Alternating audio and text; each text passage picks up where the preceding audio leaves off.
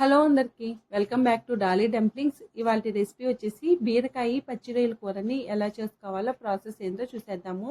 Taste అయితే చాలా బాగుంటుందండి. అలాగే మా నెల్లూరు సైడ్ అయితే ఎక్కువగా సొరకాయ పచ్చి రొయ్యల కూరని చేస్తూ ఉంటారు. కానీ ఈ బీరకాయ పచ్చి రొయ్యల కర్రీ కూడా చాలా బాగుంటుంది. తప్పకుండా ట్రై చేసేయండి. అలాగే ఇప్పుడు ఈ కర్రీని ఎలా చేసుకోవాలో ప్రాసెస్ చూసేద్దాము. దీనికోసం ముందుగా నేను ఇక్కడ 1/2 కేజీ బీరకాయని తీసుకొని శుభ్రంగా వాష్ చేసి తీసుకున్నాను. అలాగే బీరకాయని తీసుకునేటప్పుడు ఈ బీరకాయని కాస్త టేస్ట్ చేసి తీసుకోండి. చేదుగా ఉంటే మాత్రం ఈ కర్రీకి అస్సలు బాగోదండి.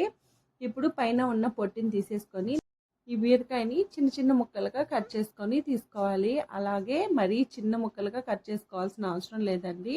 చూడండి, నేను ఇక్కడ వీడియో క్లిప్లో చూపించే విధంగా కట్ చేసుకొని పక్కకు పెట్టుకోవాలి.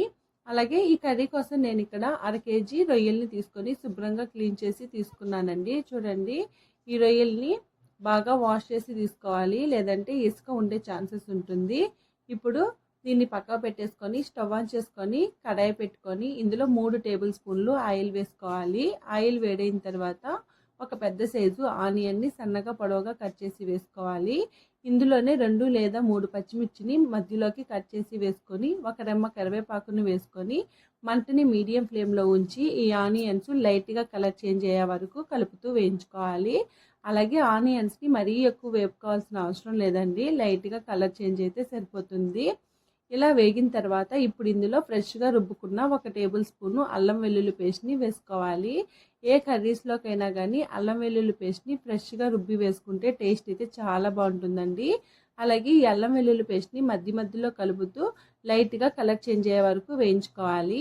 ఇప్పుడు ఇందులో 1/2 టేబుల్ స్పూను సాల్ట్ వేసుకొని ఒకసారి బాగా మిక్స్ చేసుకోవాలి. ఇలా వేగిన తర్వాత మనం ముందుగా శుభ్రపరిచి ఉంచుకున్న రొయ్యల్ని వేసుకోవాలి. ఇప్పుడు ఇందులో 1/2 టేబుల్ స్పూను పసుపు వేసుకొని ఒకసారి బాగా కలుపుకోవాలి. ఈ రొయ్యల్ని ఉడికించుకోవడం కోసం వాటర్ ఏమీ వేయాల్సిన అవసరం లేదండి. రొయ్యలు ఉడికే కొద్దీ రొయ్యల్లో ఉండే వాటర్ బయటకు వచ్చి ఆ వాటర్తోనే ఈ రొయ్య ముక్కలు అనేది ఉడికిపోతాయి. ఇలా మధ్యలో కలుపుతూ ఈ రొయ్యల్ని ఒక 80% పాటు ఉడికించుకోవాలి. మరీ ఎక్కువ ఉడికించుకోవాల్సిన అవసరం లేదండి. ఒక 80% ఉడికితే సరిపోతుంది. చూడండి, ఇలా రొయ్యలు ఉడికే కొద్దీ వాటర్ బయటకు వచ్చి ఆ వాటర్తోనే ఈ రొయ్య మొత్తం ఉడికిపోతుంది. ఇందులోని వాటర్ అంతా ఇంకిపోయే వరకు మధ్యలో కలుపుతూ మంటని మీడియం టు హై ఫ్లేమ్లోకి అడ్జస్ట్ చేసుకుంటూ ఈ రొయ్యల్ని ఉడికించుకోవాలి. ఇప్పుడు రొయ్యలు ఉడికాయో లేదో చెక్ చేసుకొని రొయ్యలు ఉడికింటే మాత్రం ఇందులో మనం ముందుగా కట్ చేసి పెట్టుకున్న బీరకాయ ముక్కల్ని వేసుకోవాలి. అలాగే 1/2 టేబుల్ స్పూను పసుపు వేసుకోవాలి. ఇందులోనే 1 టేబుల్ స్పూను కారం పొడిని వేసుకోవాలి. ఇక్కడ కారం పొడి అనేది మీరు తినే స్పైసీని బట్టి వేసుకోండి. ఈ కర్రీలో కాస్త స్పైస్ ఎక్కువగా ఉంటేనే టేస్ట్ బాగుంటుంది. బీరకాయ తీయగా ఉంటుంది కదండి, దానికోసమే కారం ఎక్కువ వేసుకుంటే టేస్ట్ బాగుంటుంది. ఇప్పుడు ఈ బీరకాయ ముక్కలు రొయ్యలు కలిసేలాగా బాగా మిక్స్ చేసుకోవాలి. చూడండి, నేను ఇక్కడ వీడియో క్లిప్లో చూపించే విధంగా మధ్యలో కలుపుతూ బాగా కలుపుకోవాలి. అలాగే మంటని లో ఫ్లేమ్లో ఉంచి మూత పెట్టుకొని ఒక 2 నిమిషాల పాటు ఉడికించుకోవాలి. 2 నిమిషాల తర్వాత మూత తీసి మరో 1/2 టేబుల్ స్పూన్ సాల్ట్ వేసుకోవాలి. ఇందులోనే 1 టేబుల్ స్పూను ధనియాల పొడిని వేసుకొని ఒకసారి బాగా కలుపుకోవాలి. ఇలా కలుపుకున్న తర్వాత ఇప్పుడు ఇందులో 1 గ్లాసు నిండా వాటర్ని వేసుకొని ఒకసారి బాగా మిక్స్ చేసుకోవాలి. ఇప్పుడు మూత పెట్టుకొని మంటని లో ఫ్లేమ్లో ఉంచి ఒక 5 నిమిషాల పాటు ఉడికించుకోవాలి. అలాగే మధ్యలో మూత తీసుకుంటూ మిక్స్ చేసుకుంటూ ఈ బీరకాయ ముక్కలు ఉడికే వరకు ఉడికించుకోవాలి. అలాగే మనం రొయ్యల్ని 80% ఉడికించుకున్న తర్వాత బీరకాయ ముక్కలు వేసాం కదండి, ఈ రొయ్యలు కూడా పూర్తిగా ఉడికే వరకు మధ్యలో కలుపుతూ మూత పెట్టుకుంటూ ఉడికించుకోవాలి. అలాగే మంటని మీడియం టు హై ఫ్లేమ్లోకి అడ్జస్ట్ చేసుకుంటూ ఉడికించుకోవాలి. ఇప్పుడు సాల్ట్ సరిపోయిందో లేదో చెక్ చేసుకొని సాల్ట్ని అడ్జస్ట్ చేసుకోవాలి.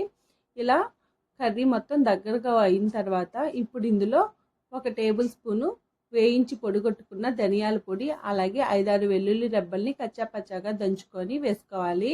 వెల్లుల్లి రెబ్బల్ని ఈ స్టేజ్లో వేసుకోవడం వల్ల మంచి ఫ్లేవర్ యాడ్ అవుతుందండి కర్రీకి. అలాగే సన్నగా కట్ చేసుకున్న కొత్తిమీరను కూడా యాడ్ చేసుకొని ఒకసారి బాగా మిక్స్ చేసుకోవాలి.